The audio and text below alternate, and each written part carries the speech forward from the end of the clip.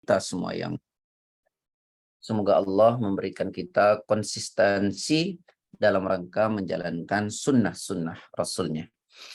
Sahabat-sahabat sekalian yang semoga Allah senantiasa merahmati, mari kita bahas sekarang ayat yang kedua.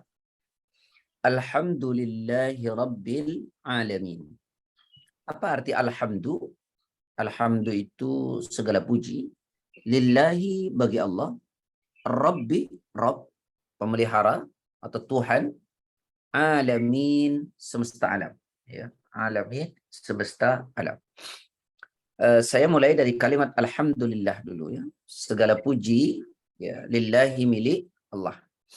Yang pertama menurut pendapat Ibnu Jarir dalam kitab tafsir beliau ya. Pendapat Imam Ibnu Jarir dalam tafsir beliau bahwa makna kalimat alhamdulillah menurut beliau adalah segala syukur ya hanyalah dipersembahkan kepada Allah semata. Jadi menurut Imam Ibnu Jarir dalam tafsirnya Ibnu Jarir bahwa kalimat alhamdulillah itu adalah ungkapan atau ucapan segala bentuk syukur yang hanya dipersembahkan kepada Allah semata. Bukan kepada apa yang dipersembahkan selain Allah, juga bukan kepada semua makhluknya. Ya, jadi alhamdulillah itu adalah bentuk syukur kita kepada Allah. Tidak kepada selain Allah dan tidak boleh dipersembahkan kepada seluruh makhluk. Ya, jadi kalimat alhamdulillah itu syukur yang bermuara kepada Allah.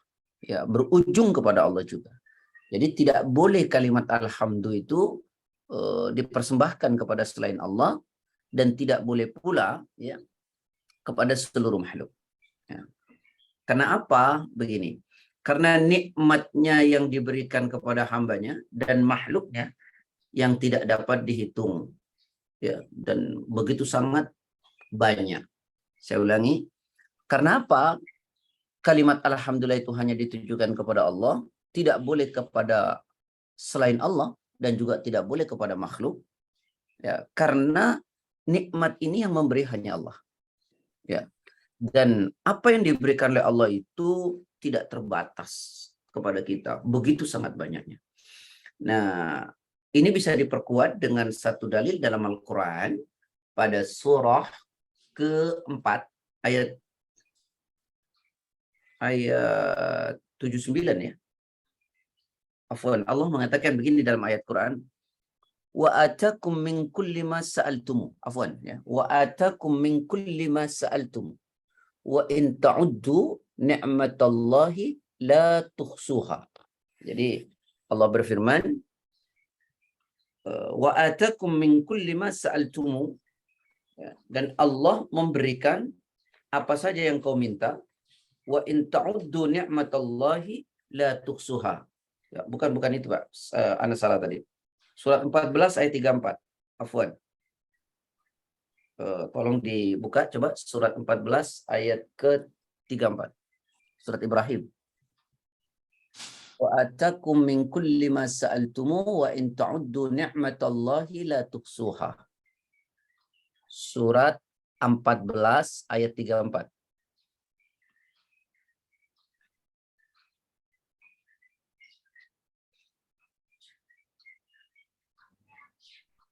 A'udzubillahi minasyaitonirrajim.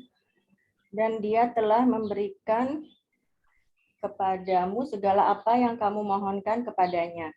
Dan jika kamu menghitung nikmat Allah, niscaya kamu tidak akan mampu menghitungnya. Sungguh manusia itu sangat zalim dan sangat mengingkari nikmat Allah. Kenapa kalimat alhamdulillah itu hanya boleh ditujukan kepada Allah, tidak boleh kepada selain Allah? Karena hanya Allah lah yang memberikan kenikmatan segala-galanya kepada kita tanpa batas. Wa atakum min kulli ma sa'altumu. Dan Dia Allah telah memberikan kepadamu apa yang menjadi keperluanmu, segala apa yang kau minta. Wa in ta'uddu ni'matallah la tuhsuha. Kata Allah, jika engkau mau menghitung nikmat Allah, la tuhsuha. kalian tidak bisa menghitungnya. Begitu banyaknya nikmat yang Allah kasih. Ya, kita suka berandai-andai gitu ya.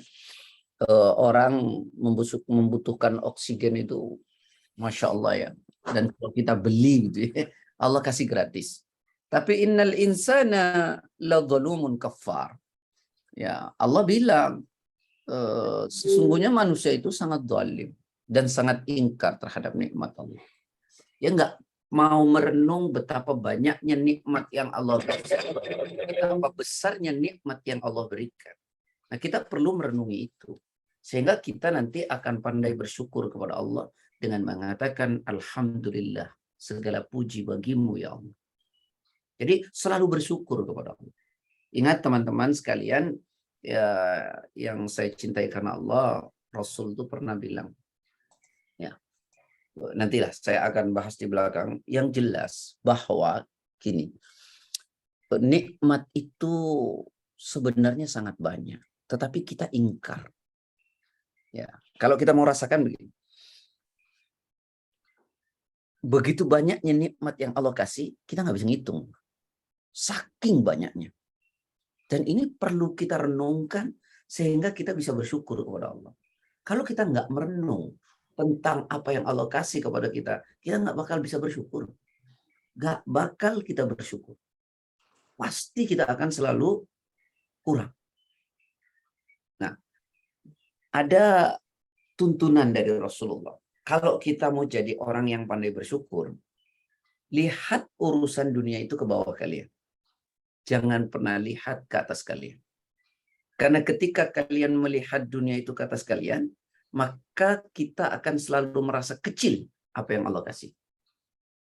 Tapi kalau kita melihatnya ke bawah kita, maka kita akan selalu merasa banyak dan besar yang telah Allah berikan kepada kita. Begitu dalam urusan dunia. Agar apa? Agar kita ini pandai bersyukur kepada Allah. Ya, sebenarnya tanpa seperti itu pun kita pahami betapa banyaknya nikmat yang Allah kasih kepada kita. Tiada hingga kok. Nah, kemarin saya sampaikan, kalau kita mau bersyukur atas nikmat yang Allah kasih, nanti ditambah terus. Tapi kalau kita nggak bersyukur atas nikmat yang Allah kasih, ya azab Allah sangat pedih. Ya, surat yang sama, surat 14 ayat 7. Monggo. Wa itta'adzana rabbukum la in syakartum la azidannakum wa la in kafartum inna azabi lasyadid.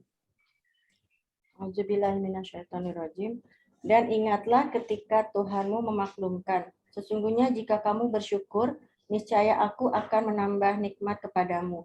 Tetapi jika kamu mengingkari nikmatku, maka pasti azabku sangat berat. Nah, ini nih.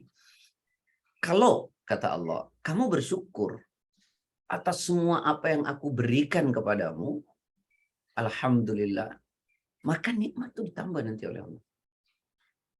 Tapi kalau kamu kufur, lupa akan anugerah-anugerah nikmat yang Allah kasih kepada kita, azabku itu penting. Jadi, apa azab yang kita mau atau tambahan nikmat yang kita mau? Nah, itu pilihannya ada pada kita. Mau bersyukur atau mau ingkar. Mau tidak terima yang Allah kasih atau mau terima. Nah, ini yang pertama ya, khoya. Nah, sebenarnya kemarin juga saya sudah sampaikan, nikmat, bahagia dan senang itu kan sebenarnya tidak pernah terletak dari apa yang kita terima. Tapi nikmat, bahagia dan senang itu terletak bagaimana cara kita menerimanya. Saya ulangi, nikmat, bahagia dan senang itu sama sekali tidak pernah terletak dari apa yang kita terima. Tapi nikmat, bahagia dan senang itu terletak bagaimana cara kita menerimanya. Kalau kita bersyukur ya jadi nikmat. Sekecil apapun yang Allah kasih. Sesedikit apapun itu. Tapi kalau kita nggak bersyukur kepada Allah, sebanyak dan sebesar apapun yang Allah kasih, nggak pernah jadi nikmat. Sebanyak dan sebesar apapun yang Allah kasih, kalau kita nggak bersyukur, nggak pernah jadi nikmat.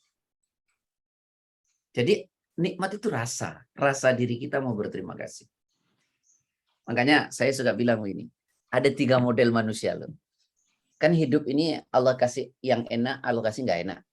Ada yang enak, ada yang nggak enak Allah kasih. Nah, ketika orang dikasih enak dan tidak enak ini, ada 3 sikap. Mari kita mulai dari yang paling jelek misalnya.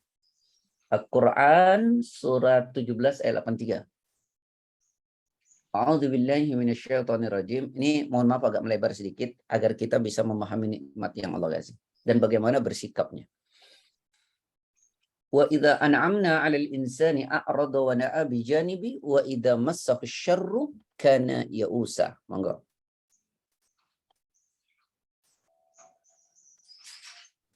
A'udzubillahiminasyaitonirrajim. Dan apabila kami berikan kesenangan kepada manusia, niscaya dia berpaling dan menjauhkan diri dengan sombong. Bila dia ditimpa kesusahan, niscaya dia berputus asa. Dalam hidup ini kan pasti terjadi nih Bu.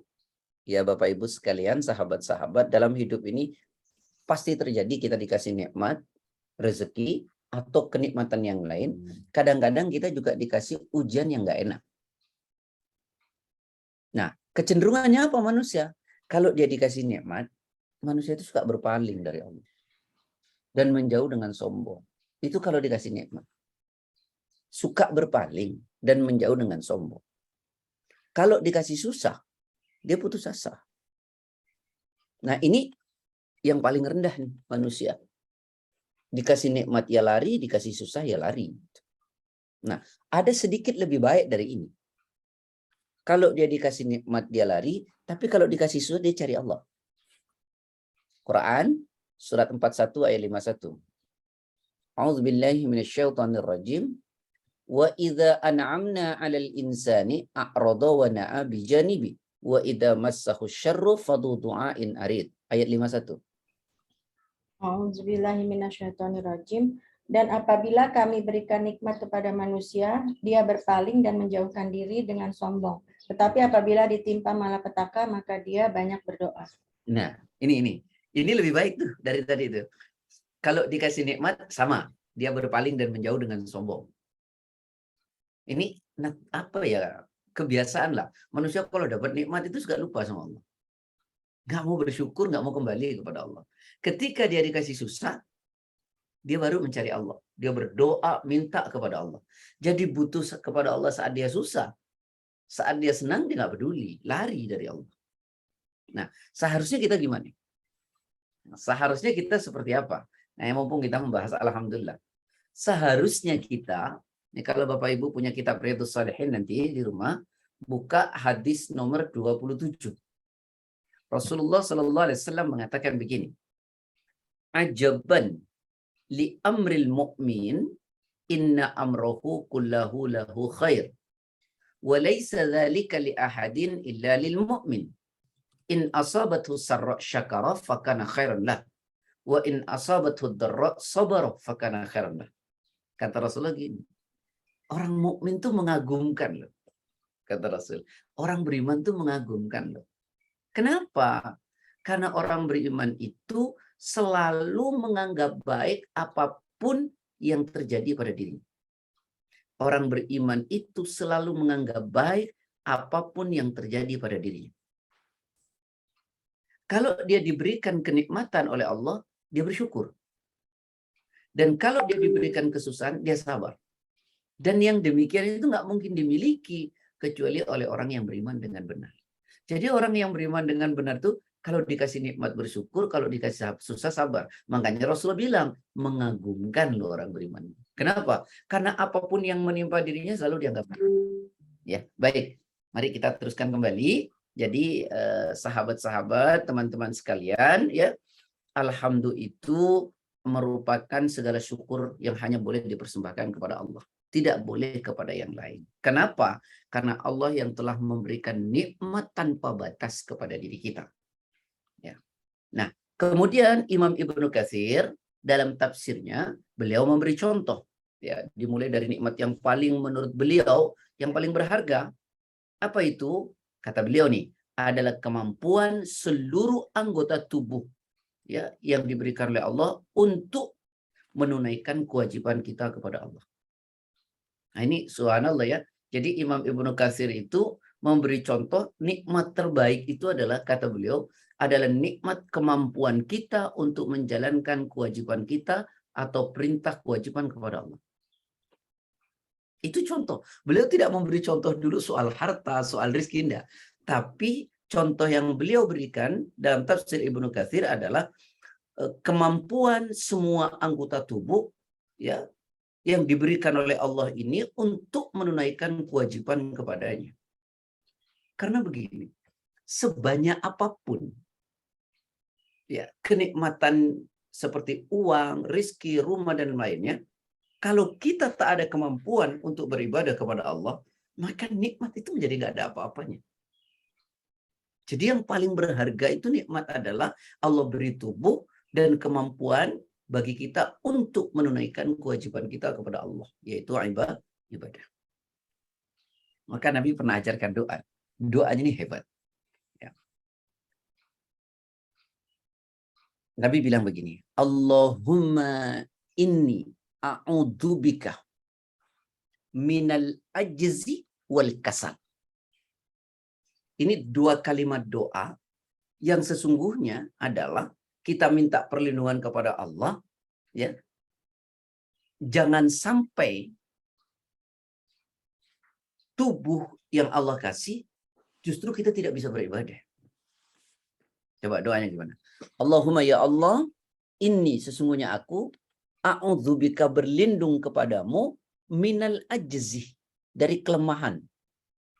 Kelemahan apa? Kelemahan tubuh kita ini untuk melakukan ibadah. Coba renungkan, Mbak.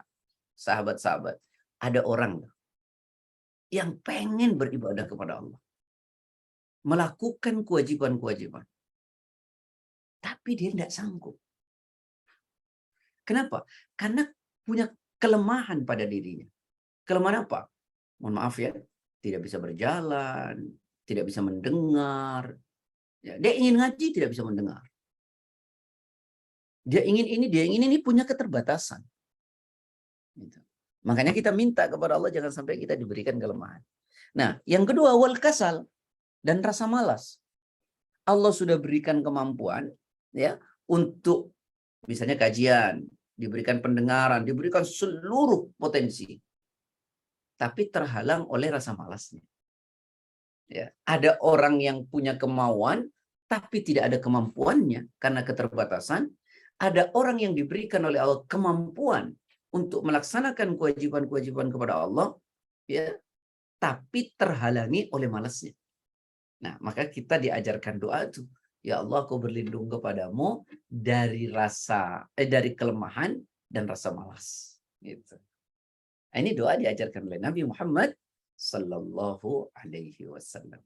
Jadi Imam Ibnu Katsir itu memberi contoh nikmat terbesar itu tentu iman Islam adalah nikmat yang Allah berikan kepada kita, kemampuan untuk menunaikan kewajiban kepada Allah Subhanahu wa Ta'ala. Ya, itu.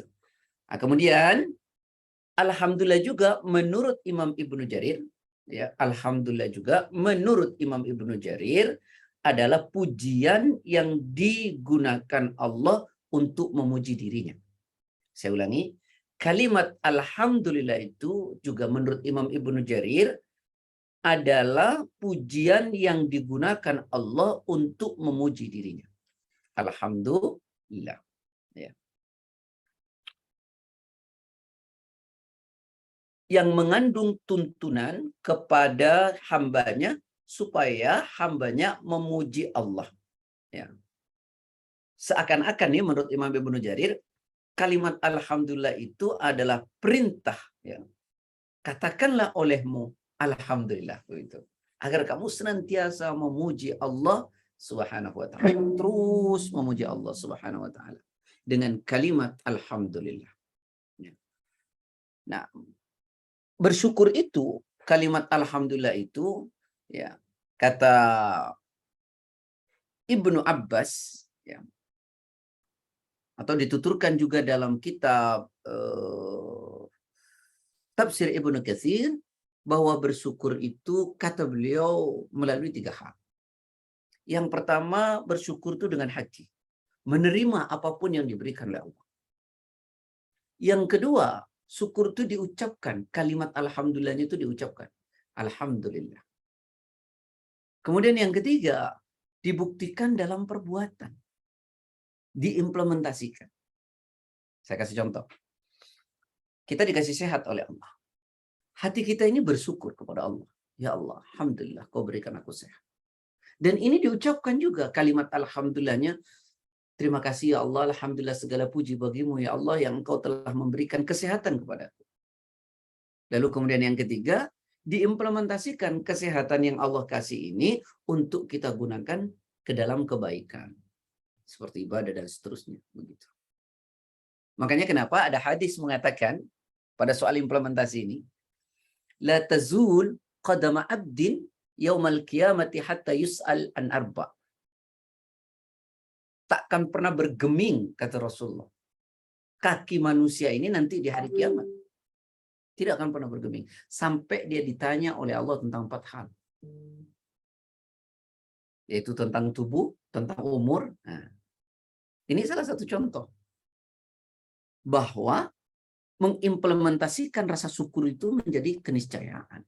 Jadi tidak cukup dengan kalimat, tidak cukup dengan hati, tapi juga harus diimplementasikan kata syukur itu kepada Allah Subhanahu wa taala. Kita diberi rizki misalnya, kita bersyukur dalam hati. Kita ucapkan kalimat alhamdulillah. Tapi coba kita tanya, apakah rizki yang Allah berikan kepada kita itu sudah kita jalankan tidak di jalan Allah? Nah itu namanya implementasi. Ya.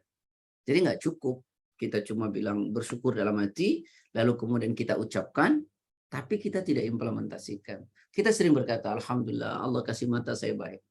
Bersyukur. Dalam hati yakin, lalu kemudian diucapkan. Tapi pertanyaannya, apakah mata yang Allah kasih sudah kita gunakan untuk kebaikan? Sudah tilawah Al-Quran? Atau kita melihat yang maksiat saja? Kita bersyukur kepada Allah. Diberikan telinga. Dengan lisan kita, dengan hati kita. Lalu kemudian dengan perbuatan, apakah telinga kita sudah digunakan untuk mendengar kalimat-kalimat Allah? Untuk mendengar kebaikan-kebaikan. Nah ini kan mesti ditanya. Baik, saudara-saudaraku yang saya cintai karena Allah, nah, ini sudah selesai ya, bahwa syukur itu ya menurut Imam Ibnu Katsir tidak cukup hanya dalam hati kita bersyukur, tapi juga harus diucapkan dan juga harus diimplementasikan. Ya, harus diimplementasikan. Baik. Ibnu Abbas radhiyallahu an, beliau pernah mengatakan begini, bahwa beliau bertutur sahabat Umar ibnu Khattab, kata Ibnu Abbas, beliau mengatakan bahwa sahabat Umar ibnu Khattab pernah berkata, kami telah memahami makna kalimat subhanallah, la ilaha illallah, dan Allahu Akbar. Maka apakah makna alhamdulillah itu? Ya. Ini pertanyaan siapa? Pertanyaan Umar kepada Ali dijelaskan oleh Ibnu Abbas. Pertanyaan sahabat Umar kepada sahabat Ali dijelaskan oleh Ibnu Abbas. Ini agak unik memang. Sahabat Umar lebih sepuh, tapi bertanya kepada sahabat Ali yang jauh lebih muda. Tapi Ali itu memang luas sekali ilmu. Maka sampai dijuluki Babul Ilm, pintunya ilmu itu Ali. Pintunya ilmu itu Ali. Maka Ibnu Abbas pernah menuturkan, ketika sahabat Umar bertanya kepada sahabat Ali, beliau berkata, kata sahabat Umar, wahai Ali, aku tahu kalimat subhanallah maknanya. Aku tahu kalimat la ilaha illallah. Dan aku tahu juga kalimat Allahu Akbar. Nah, apakah makna alhamdulillah itu, wahai sahabatku Ali? Sahabat Ali radhiyallahu an, beliau menjawab. Apa kata beliau? Itu merupakan kalimat yang dipilih Allah untuk memuji zatnya. Kalimat alhamdulillah itu, kata sahabat Ali, adalah kalimat yang dipilih oleh Allah untuk memuji zatnya. Ya. Ibnu Abbas juga berkata lain begini. Ibnu Abbas juga berkata dalam hadis yang lain, ya, alhamdulillah adalah kalimat syukur. Ya.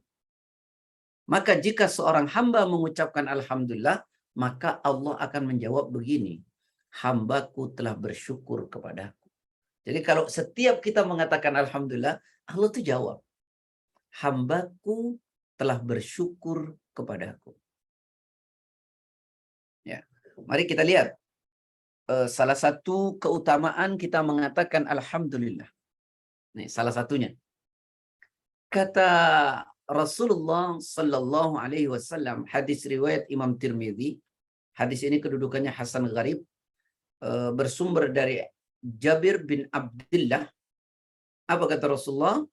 Afdalud dzikri la ilaha illallah. Zikir yang paling utama itu adalah la ilaha illallah. Saya ulang, afdalud dzikri la ilaha illallah. Zikir yang paling utama itu adalah la ilaha illallah. Tidak ada zikir lebih hebat dari itu. Wa afdalud du'a alhamdulillah. Dan doa yang paling utama adalah alhamdulillah. Saya ulangi. Zikir yang paling utama la ilaha illallah. Dan doa yang paling utama adalah alhamdulillah. Maka kenapa? Setiap orang berdoa, sunnahnya diawali dengan apa? Alhamdulillahi rabbil alamin. Segala puji bagimu ya Allah. Baru kemudian bersolawat. Doa itu selalu diawali dengan alhamdulillah. Alhamdulillahi rabbil alamin. Segala puji bagimu ya Allah. Karena memang doa yang paling utama itu alhamdulillah. Itu yang pertama. Ya. Dan zikir yang paling utama adalah la ilaha illallah. Nah, sekaligus ya, zikir dan doa ini dilakukan dengan cara yang benar, gitu ya. Soal zikir misalnya, kalimat zikirnya sudah benar, la ilaha illallah, Allahu Akbar, dan seterusnya. Tapi teknis melaksanakannya kadang-kadang kita salah. Maka dalam berzikir itu diberikan tuntunan oleh Allah. Bagaimana zikir yang benar. Bukan hanya kalimat zikirnya, tapi cara berzikirnya. Seperti dijelaskan dalam Quran surat 7 ayat 205. Wadhkur rabbaka fi nafsika tadarruan wa khifatan wa dunal jahri minal qawli bil ghudwi wal asali wa la takun minal ghafilin. Monggo. Auzubillahi minasyaitonirrajim. Dan ingatlah Tuhanmu dalam hatimu dengan rendah hati dan rasa takut, dan dengan tidak mengeraskan suara pada waktu pagi dan petang. Dan janganlah kamu termasuk orang-orang yang lengah. Nah, saya agak kurang setuju dengan terjemahan ini. Ya, coba perhatikan. Wadhkur, ingatlah atau sebutlah. Rabbaka, Rabbmu, fi nafsika, dalam hatimu. Jadi berzikir itu yang pertama dimulai dari hati. Bukan dengan lisan, tapi dengan hati. Tadarruan. Tadarruan itu di Ibu tadi rendah hati ya. Maknanya itu rendah diri. Tadarruan, dengan merendahkan diri. Wa khifatan, dan rasa takut. Wa dunal jahri minal qaul, dan tidak mengeraskan suara. Jadi berzikir itu jangan teriak-teriak. Ini dari Quran ya.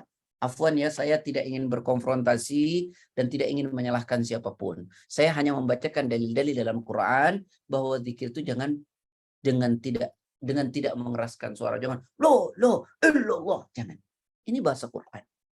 Jadi sebutlah nama Rabbmu di dalam hatimu. Jadi zikir itu menyentuh ke hati dengan merendahkan diri, rasa takut, dan tidak mengeraskan suara. Baik waktu pagi maupun petang. Dan jangan sekali-kali termasuk orang-orang yang lalai. Nah, ini cara zikir. Bukan hanya zikirnya yang dituntun. Misalnya kalimat la ilaha illallah, kalimat subhanallah, kalimat Allahu Akbar. Bukan hanya kalimatnya yang dituntun, bahkan caranya pun diajarkan. Ya, sebutlah nama Rabbmu dalam hatimu dengan merendahkan diri, rasa takut, dan tidak mengeraskan suara. Baik pagi maupun petang, dan jangan sekali-kali termasuk orang menyilang. Begitu juga dalam doa. Ya, bukan hanya doa yang dijelaskan kalimat alhamdulillah adalah doa terbaik. Doa yang paling baik yang pertama doa adalah yang meminta urusan akhirat. Tapi cara berdoanya pun diajarkan. Surat yang sama ayat 55.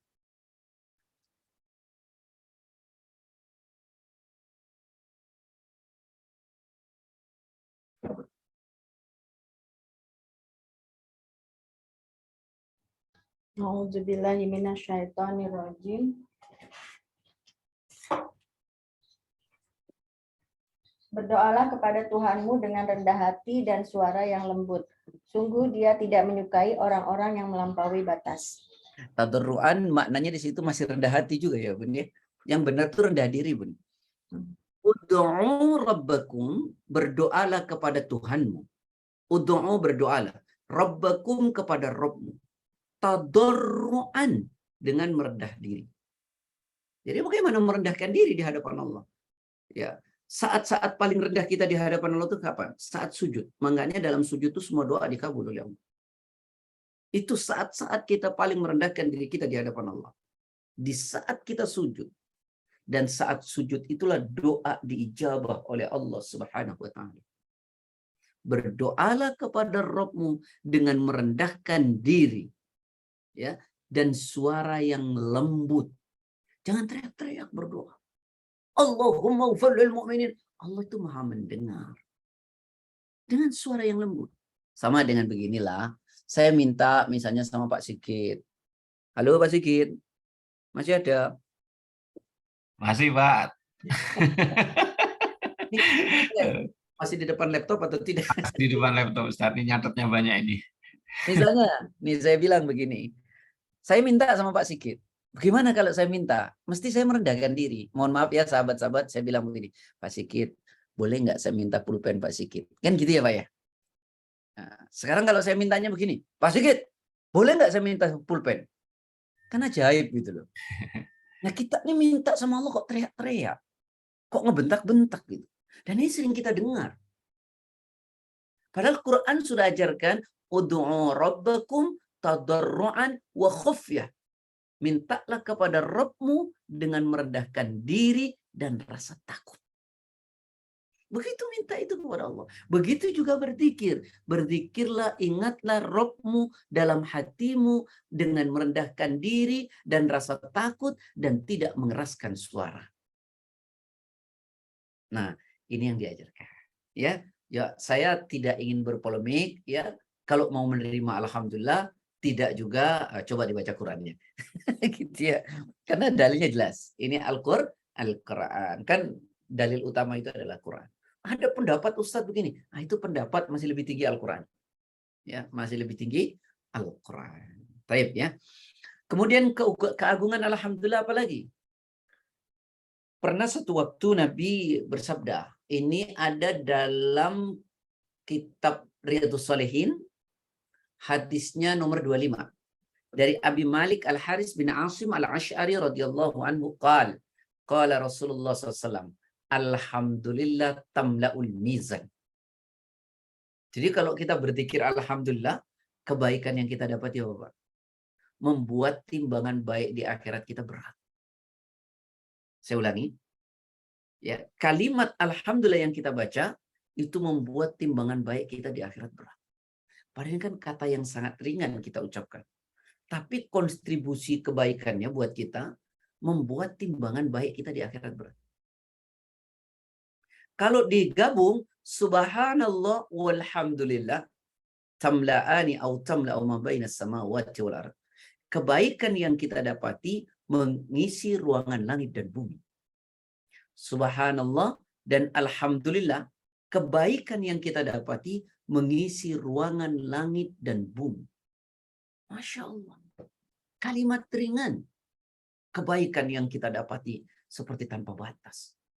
Mengisi ruangan langit dan bumi. Masya Allah.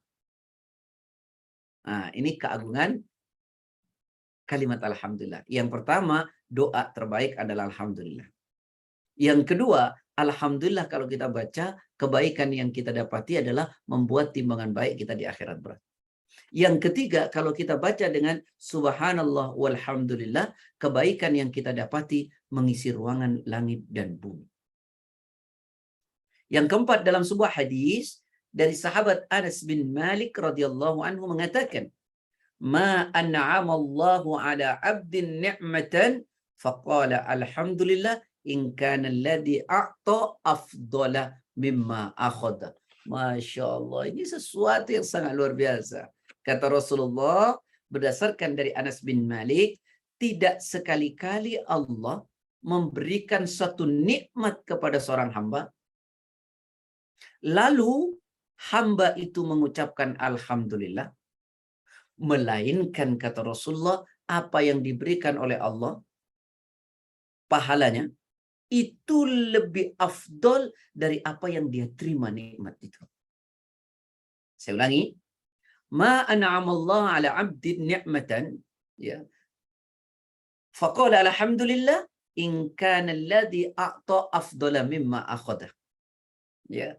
Tidak sekali-kali Allah memberikan suatu nikmat kepada seorang hamba, saja harta, ya, atau jabatan, atau anak, atau apa. Lalu hamba itu faqala alhamdulillah. Lalu hamba itu berkata kepada Allah, alhamdulillah, segala puji bagimu ya Allah. Maka kata Rasulullah, in kana alladhi a'ta afdala mimma akhadha. Apa kata Rasulullah? Apa yang diberikan oleh Allah pahalanya lebih utama dari apa yang dia terima. Jadi kalau kita dikasih nikmat oleh Allah, kita bilang alhamdulillah, pahalanya itu lebih baik, lebih besar daripada nikmat yang kita terima itu. Maka jangan pernah berhenti mengucapkan alhamdulillah. Jadi dulu para sahabat itu malu kalau mengeluh. Dia sibuk aja dengan alhamdulillah. Kalau dia tidak dikasih misalnya rizki berupa harta, dia akan katakan, Allah memberikan saya bisa beribadah.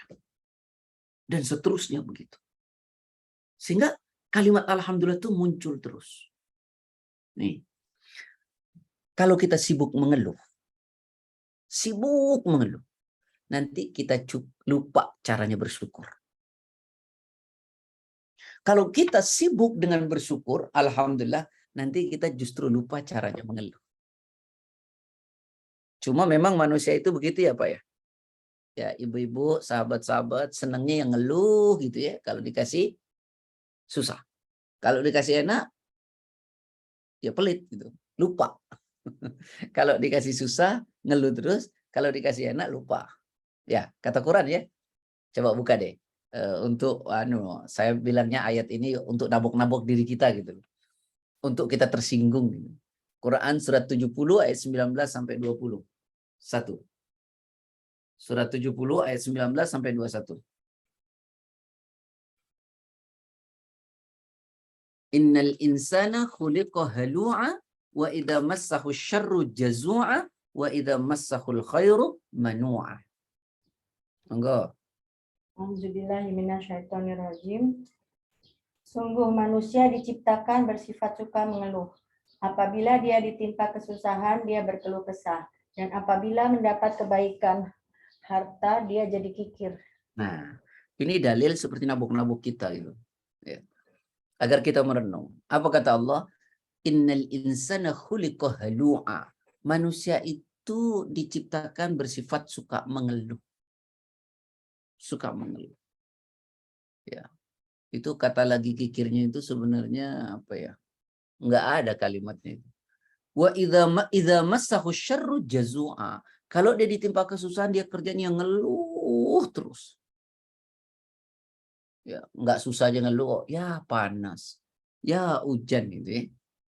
Wa idza massahul khairu manu'a. Apabila dia mendapatkan kebaikan dari Allah, ya sehat, ya rizki, waktu dan seterusnya, manu'a, dia pelit untuk menggunakan kenikmatan itu.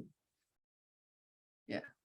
Maka ayo kita berhenti banyak mengeluh, nanti kita lupa caranya bersyukur. Kalau kita sibuk bersyukur, nanti kita lupa caranya ngeluh. Gitu. Sibukkan aja dengan bersyukur sampai kita lupa caranya ngeluh. Ya, taib, ini kelebihan alhamdulillah. Kemudian kata sahabat Anas radhiyallahu an, beliau juga meriwayatkan begini.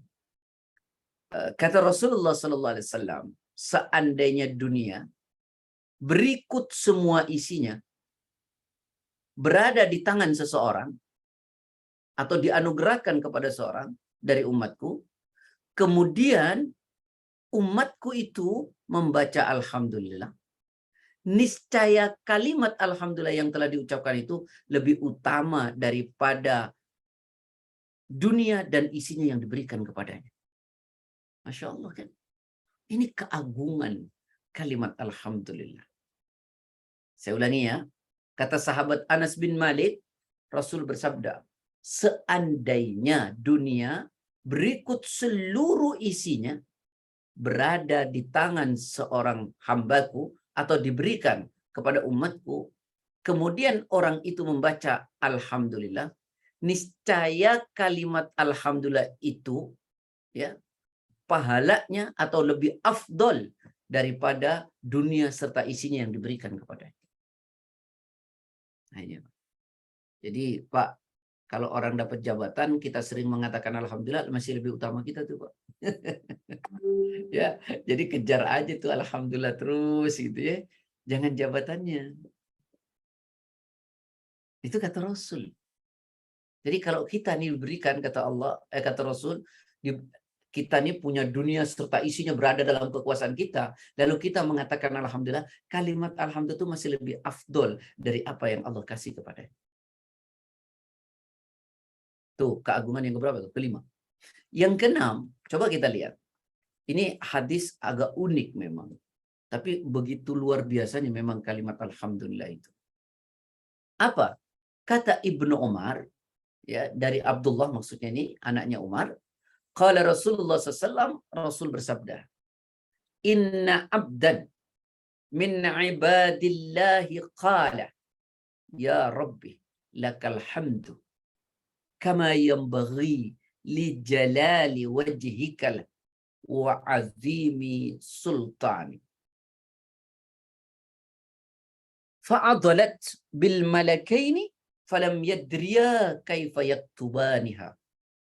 Fasa'ida ila Allahi faqala, Ya Rabbana, inna abdan falam qala maqalatan la nadri kaifa naktubuha.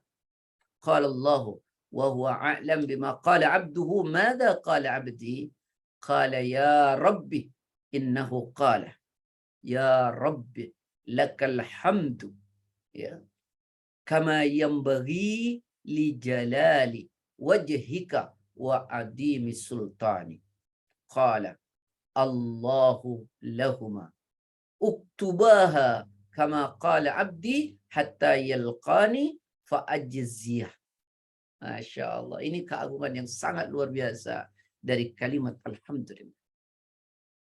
Kata sahabat Anas, kata sahabat Abdullah ibn Umar, Rasul berkata, ada seorang hamba Allah, inna abdan min ibadillah. Ada seorang hamba Allah, qala, dia berdoa, Ya Rabbi, ya Allah Tuhanku, lakal hamdu, segala puji bagimu, kama yanbaghi li jalali, sebagaimana yang layak bagi kebesaran zatmu, wa adimi sultani, ya, dan kebesaran kekuasaanmu. Lalu kemudian fa'adolat bil malakain,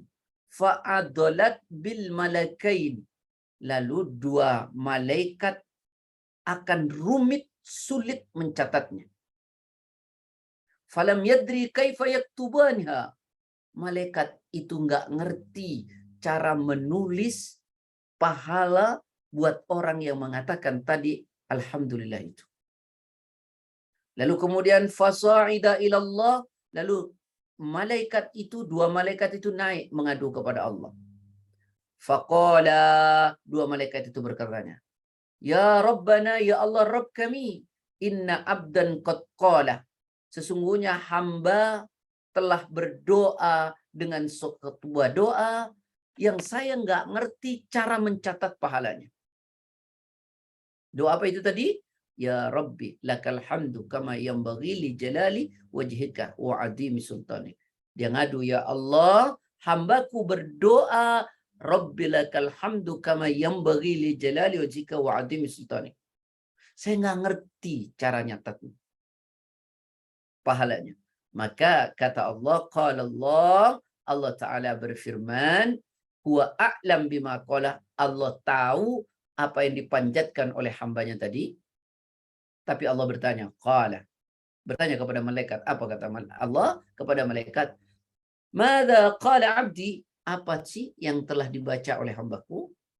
Qala, lalu malaikat mengatakan, ya Rabbi, innahu qala, ya Allah Rabbku, sungguhnya hambamu itu telah berdoa, ya Rabbi lakal hamdu kama yanbaghi li jalali wajhika wa 'azimi sultani. Qala Allahu lahuma, maka Allah berfirman kepada dua malaikat itu, uktubuha kama qala abdi, catat saja seperti yang diucapkan hambaku tadi itu. Catatannya apa? Lakal hamdu kama yanbaghi li jalali wajhika wa 'azimi sultani. Hatta yalqani, sampai dia nanti bertemu denganku, fa'ajziyah, maka aku sendiri yang akan memberikan balasan. Aku sendiri yang akan membalas pahalanya. Masya Allah. Ini keutamaan kalimat alhamdulillah. Ya. Jadi kata sahabat Umar bin Ibnu Umar, Rasul pernah bersabda, ada seorang hamba yang berdoa, ya Rabbi lakal hamdu kama yanbaghi li jalali wajhika wa 'azimi sultani. Itu malaikat nggak ngerti cara mencatat pahalanya. Sampai malaikat mengadu kepada Allah. Ya Allah, seorang hamba telah berdoa dengan doa Rabbi lakal hamdu kama yanbaghi li jalali wajhikal karim wa li 'azimi sultani. Saya nggak ngerti cara nyatetnya. Saya nggak ngerti cara nyatet pahalanya. Maka Allah katakan, catatlah seperti doa yang dipanjatkan oleh hambaku. Sampai nanti hambaku itu berjumpa denganku, maka aku sendiri yang akan memberikan balasan pahalanya. Wallahu a'lam. Sampai alhamdulillah. Besok Rabbil alamin. Baik, masih sisa 7 menit. Silakan, ada yang mau tanya? Pak Sigit? Ya, terima kasih Ustadz. Mungkin kita tajamkan pemahaman kita dengan diskusi. Monggo kalau ada yang mau bertanya atau meminta kejelasan lebih lanjut, silakan. Langsung dibuka mikrofonnya aja. Ustadz mau tanya. Enggak. Itu kalau di dalam zikir pagi kan ada bacaan yang subhanallahi wa bihamdihi, subhanallahi wa bihamdihi, itu yang 100 kali ya. Nah itu kita kadang kalau waktunya mepet gitu, baca zikir paginya agak cepet-cepet, sehingga bacaan yang 100 kali itu kayak cepet banget gitu. Itu gimana ya? Kalau istilahnya cuman sampai di lisan tapi nggak diresapi atau ya maksudnya dihayati gitu bacanya. Apalagi kalau itu sudah menjadi sesuatu yang rutin, itu apakah tetap bisa mendapatkan pahala seperti yang tadi Ustadz jelaskan. Itu yang pertama. Yang kedua, kalau ucapan alhamdulillah itu diucapkan oleh orang yang non muslim, apakah ada manfaatnya buat dia gitu? Baik. Saya mulai dari pertama ya. Keagungannya kalimat subhanallah wa bihamdih ya. Subhanallah al-azim. Cuman orang sering banyak salah nih Bun bacanya Bun. Gimana Bunda, coba baca aja, tes coba. Subhanallah. Subhanallahi wa bihamdi. Subhanallahil azim. Iya. Ya, ada orang sering baca gini Bun. Subhanallah wa bihamdi. Benar. Tapi subhanallahil azim. Itu dibaca 2 kali ha. Yang benar subhanallahil azim langsung. Atau kalau dia mau berhenti subhanallah al-azim gitu. Ya. Nah, kata Rasulullah kalimatani ya kalimatani khafifatani 'ala al-lisan thaqilatani fil mizan ya habibatani ila ar-rahman. Ada 2 kalimat kata Nabi ringan diucapkan ya tapi membuat timbangan baik di akhirat kita jadi berat. Dan karena 2 kalimat itu kita dicintai oleh Allah. Apa 2 kalimat itu? Subhanallah wa bihamdihi, subhanallahil azim. Ya. Nah, itu 2 kalimat ringan diucapkan, membuat timbangan berat di akhirat, dan karena 2 kalimat itu kita dicintai oleh Allah Subhanahu wa ta'ala. Tentu dengan cara membaca yang benar. Seperti tadi, resapi ke dalam hati. Ucapkan dengan lisan. Ya, dan tidak mengeraskan suara. Maka kalau begitu Bun, ya beda maknanya nanti, beda nilainya. Kalau orang sampai di lisan tidak sampai ke tenggorokan itu kan kayak Firaun. Firaun itu ketika mau tenggelam Bun, dia bilang, "Alastu bi Rabbi Musa wa Harun." Saya akan beriman kepada Tuhan yang Musa dan Harun, tapi sudah cuma sampai sini. Tenggorokan saja. Nggak sampai ke dalam hati. Apapun itu adalah harus sampai ke dalam hati. Zikir itu artinya apa sih? Mengingat.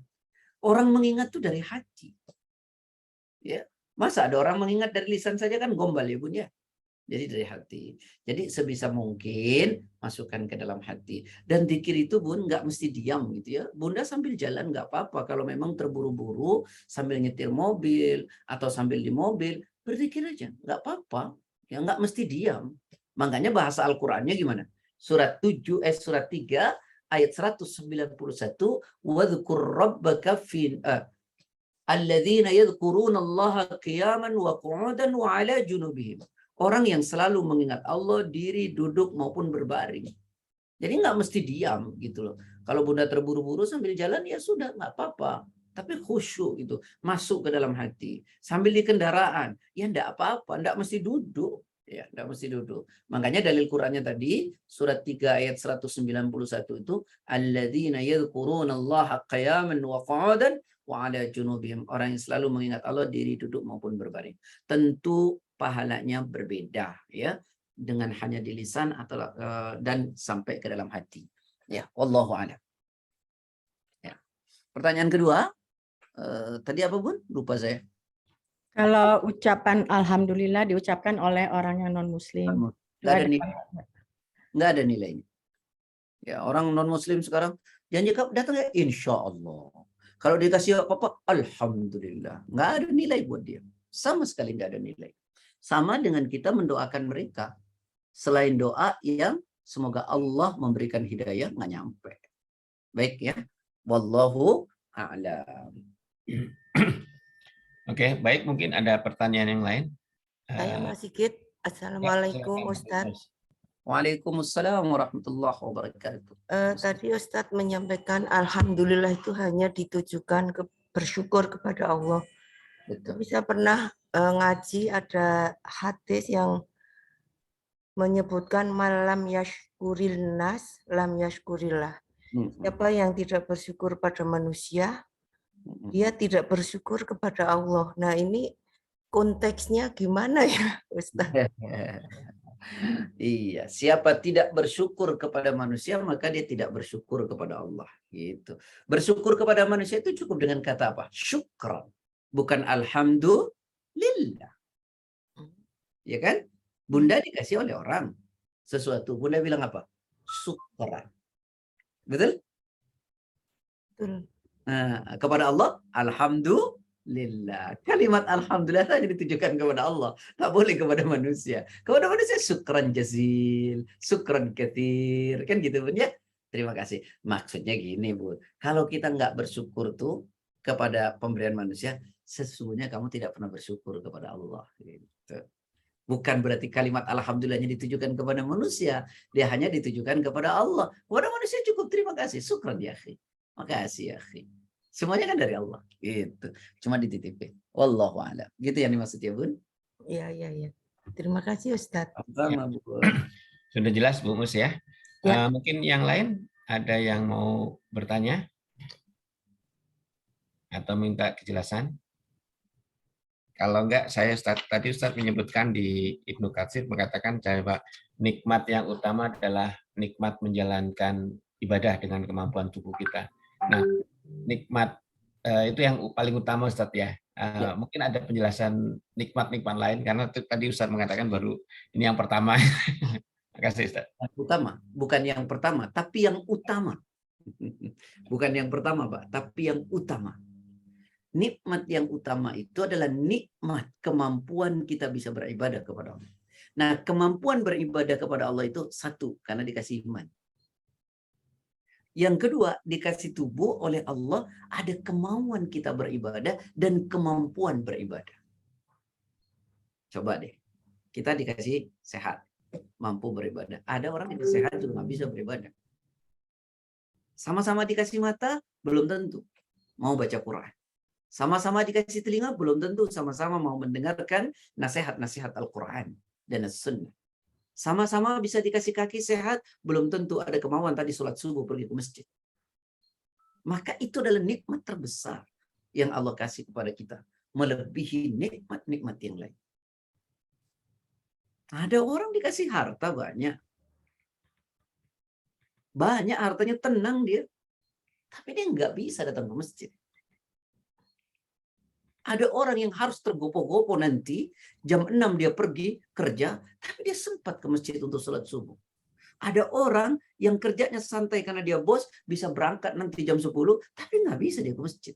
Nah, itulah nikmat terbaik yang Allah kasih, nikmat iman dan nikmat kemauan kita dan kemampuan kita untuk bisa beribadah kepada Allah Subhanahu wa taala. Makanya tadi doa diajarkan gimana? Ya Allah, aku berlindung kepadamu dari sifat lemah sehingga saya tidak bisa beribadah, dan sifat malas karena tidak ada kemauan beribadah. Bukan satu, tapi nikmat yang utama. Bukan pertama, tapi yang utama. Allahu a'lam. Jelas ya? Ya, jelas Ustaz sekarang ya. Mungkin ada yang lain? Kita masih punya ya mungkin 10 menit lagi lah insya Allah. Biasanya kita kan 6.40-an kita berakhir. Oh. Nawas sedikit Ustaz. Mungkin yang lain? Kalau nggak mungkin kejelasan sedikit Ustaz. Kan juga disebutkan bahwa ibadah kita tidak cukup untuk mengantarkan kita ke surga, karena untuk membalas nikmat yang Allah berikan aja nggak cukup Ustaz. Apakah ini ada kaitannya dengan tadi Ustaz sampaikan mengenai nikmat utama itu? Ya, gini akhi, kalau itu pernyataan yang berbeda ya. Jadi pahala ibadah yang kita lakukan tidak mengantarkan kita kepada surga Allah. Itu kan dialognya antara sahabat dengan Nabi. Sampai ditanya, walaupun itu engkau ya Rasulullah, iya sekalipun aku. Karena menuju surganya Allah itu karena rahmatnya Allah. Gitu kan? Nah, tapi jangan sampai kita salah paham nih. Gara-gara itu orang enggak sholat, enggak puasa. Kok kamu enggak sholat, enggak puasa? Iya kan, surga itu karena rahmatnya Allah, bukan karena ibadah yang kita lakukan. Padahal Allah udah kasih tahu, surga itu karena rahmatnya Allah, bukan karena ibadahmu. Tapi ibadahmu itu bisa mengantarkan kamu kepada rahmatnya Allah. Gitu. Bahkan dengan tegas, Pak. Syarat masuk surga itu apa sih, Pak? Coba, pasti kita enggak syarat masuk surga. Ya kalau ya selain rahmat Allah juga karena hisab dan mizan kita Ustaz, kebaikan kita daripada nasyah kita lebih berat inayahnya.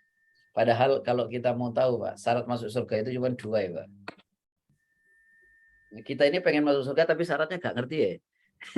gak nyampe-nyampe. Apa syaratnya? Coba buka Al-Baqarah ayat 25. وبشر الذين آمنوا وعملوا الصالحات أن لهم جنات تجري من تحتها الأنهار كلما رزقوا منها من ثمرة رزقا قالوا هذا الذي رزقنا من قبل وأتوا به متشابها ولهم فيها أزواج مطهرة وهم فيها خالدون. Monggo. Auzubillahiminasyaitonirrajim. Dan sampaikanlah kabar gembira kepada orang-orang yang beriman dan berbuat kebaikan, bahwa untuk mereka disediakan surga-surga yang mengalir di bawahnya sungai-sungai. Setiap kali mereka diberi rezeki buah-buahan dari sungai, mereka berkata, inilah rezeki yang diberikan kepada kami dahulu. Mereka telah diberi buah-buahan yang serupa, dan di sana mereka memperoleh pasangan-pasangan yang suci. Mereka kekal di dalamnya. Ya, berikanlah kabar gembira kepada siapa? Orang beriman dan beramal soleh. Bagi mereka adalah surga. Jadi syaratnya, Pak, yang pertama beriman, yang kedua beramal soleh. Iman itu kan daftar kita. Ya. Jadi iman dan amal soleh. Orang beriman percaya kepada Allah, nggak beramal soleh, nggak dapat surga. Orang beramal soleh tapi nggak dilandasi oleh iman, nggak masuk surga. Orang mengaku beriman, orang Islam tapi nggak beramal soleh, nggak dapat surga. Ada orang begitu baiknya di dunia tapi dia nggak beriman, seperti misalnya orang kafir, dia tidak dapat surga. Jadi 2, iman dan amal soleh. Surga kan, Pak? Kata siapa ini? Kata Allah kan?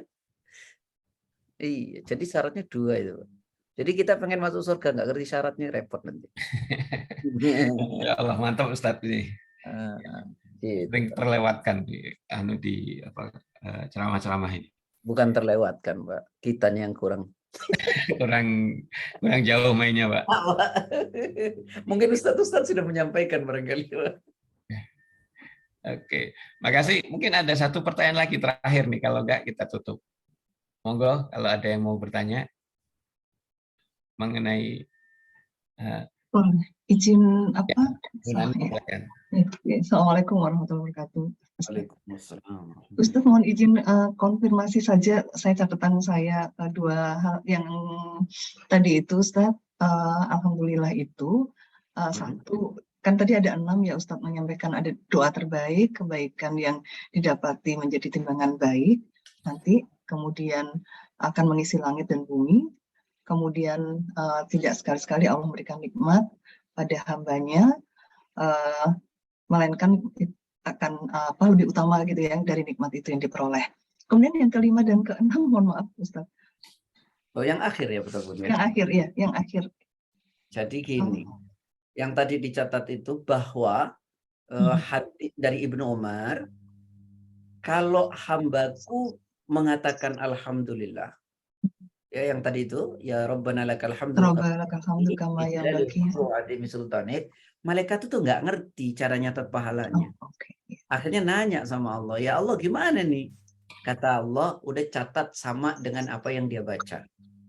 Sampai dia nanti ketemu dengan aku sendiri yang mau ngasih balasan.